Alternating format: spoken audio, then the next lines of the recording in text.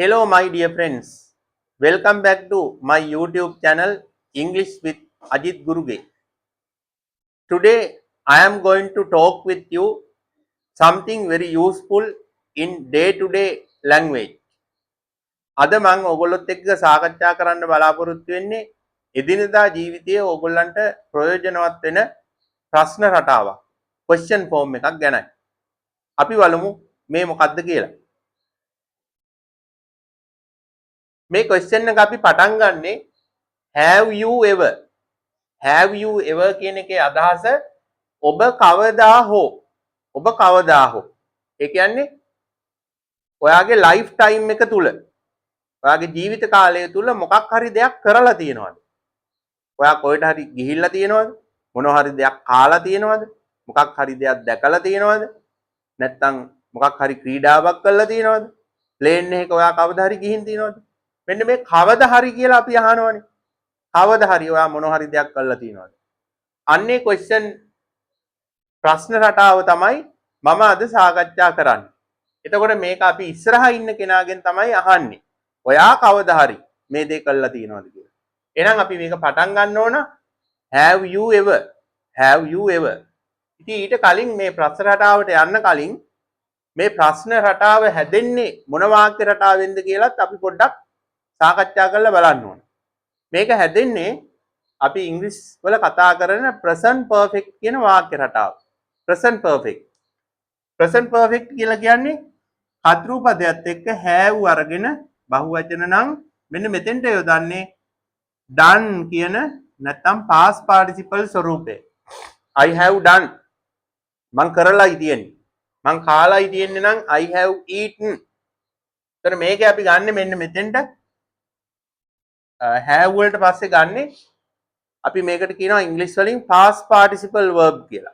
verb එකේ ක්‍රියාපදයේ ස්වරූප තුනක් තියෙනවා.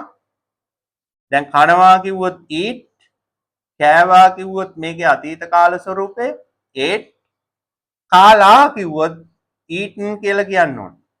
eaten. මෙන්න මේ ස්වරූපේ තමයි මේ present perfect කියන වාක්‍ය රටාවේ අපි පාවිච්චි කරන්නේ. ඒකට have has අපි ගන්නෙ helping verb එකක් විදිහට. I have done මං කරලායි තියෙන්නේ.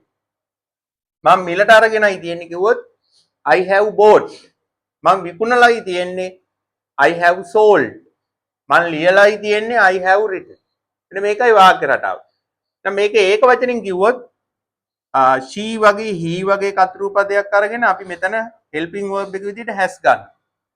He has done. ඔහු කරලායි තියෙන්නේ. මෙන්න මේකයි present perfect වාක්‍ය රටාව. මේ වාක්‍ය රටාවේ තමයි මේ have you ever කියන ප්‍රශ්නේ අපි අහන්නේ. යම්කිසි කාලයක් තුල ඔයාගේ ලයිෆ් ටයිම් එකේ ජීවිත කාලය තුල මොකක් හරි දෙයක් කරලා තියෙනවද? දැන් අපිට අහන්න ඕන කෙනෙක්ගෙන් ඔයා චයිනීස් ෆුඩ් කාලා තියෙනවද? කවදා හරි ever කියන වචනේ කවදා හරි කියන එක කියවෙනවා. එහෙනම් අපිට අහන්න පුළුවන් have you ever eaten? Have you ever eaten? eat නෙමෙයි. have you ever eat නෙමෙයි. ate කියලාත් කියන්න බෑ. past participle ස්වරූපේ තමයි දාන්නේ. have you ever eaten Chinese food? එතකොට මේ රටාව ඔයාලට මතක් වෙන්න ඕන. අපි දැන් කෙනෙක්ගෙන් ඇහුවොත් මොකක් හරි කරලා තියෙනවද කියලා එයාගේ ලයිෆ් ටයිම් එක තුල අපිට මතක් වෙන්න ඕන have you ever කියලා රටාවක් තියෙනවා. අන්න ඒකෙන් තමයි මේක අහන්න ඕන. have you ever නම් verb එකේ past participle ස්වරූපේ දාන්න. have you ever eaten Chinese food? ඊළඟට ඔයාට කවදා හරි අපිට අහන්න වෙනවා ඔයාට කවදා හරි ප්‍රසිද්ධ කෙනෙක් හම්බෙලා තියෙනවද? ඒ වගේ දේවල් අපි අහනවනේ. එහෙනම් have you ever meet නෙමෙයි have you ever met? have you ever met a famous person?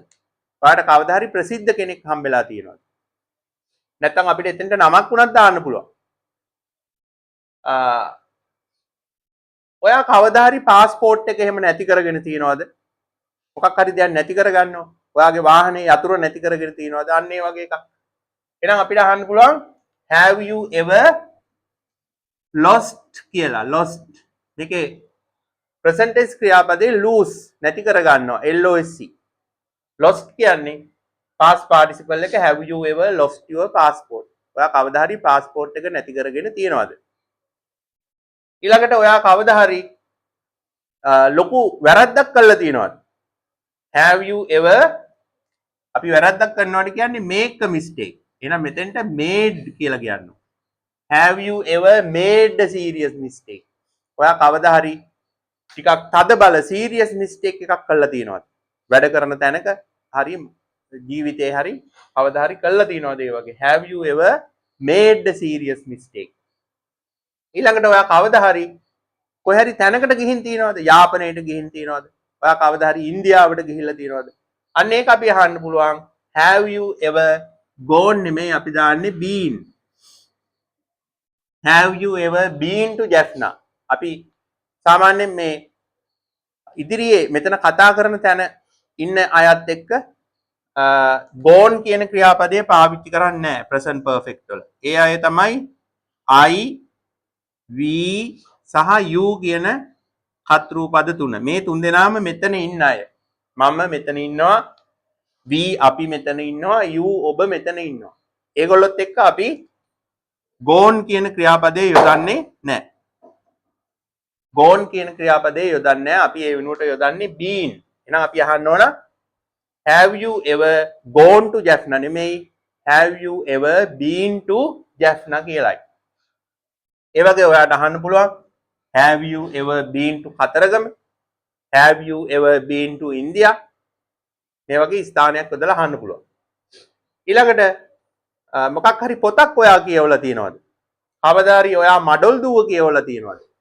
have you ever read නෙමෙයි මේක අපි શબ્ද කරන්නේ read කියලා.